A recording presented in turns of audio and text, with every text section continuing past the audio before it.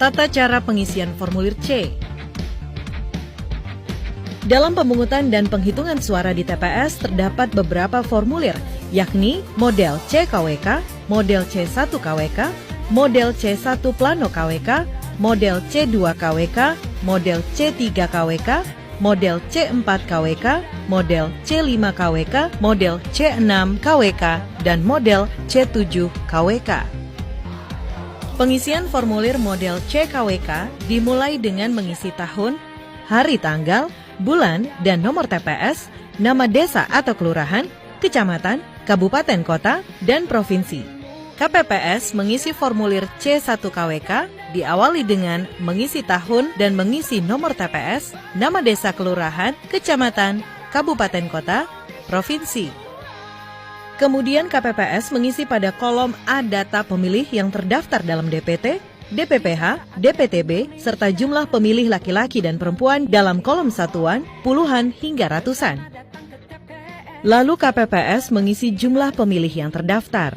KPPS harus memastikan jumlah DPT, DPPH, dan DPTB yang dicatat telah sesuai dengan salinan DPT, DPPH, dan DPTB. Selanjutnya, KPPS mengisi pengguna hak pilih pada kolom B.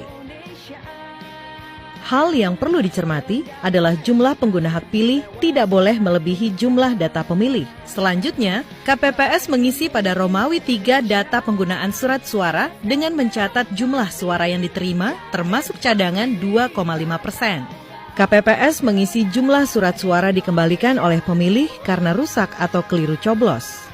KPPS mengisi jumlah surat suara yang tidak digunakan termasuk sisa surat suara cadangan dan jumlah surat suara yang digunakan.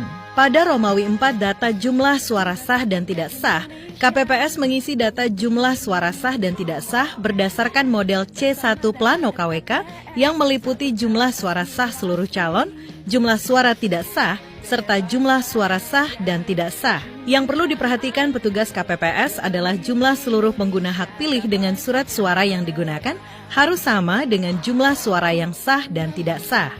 Selanjutnya, KPPS mengisi data pemilih disabilitas jika ada pemilih disabilitas, yang meliputi jumlah pemilih disabilitas sesuai salinan DPT, DPPH, DPTB, dan jumlah pemilih disabilitas yang menggunakan hak pilih dengan melihat daftar hadir pada formulir model C7-KWK.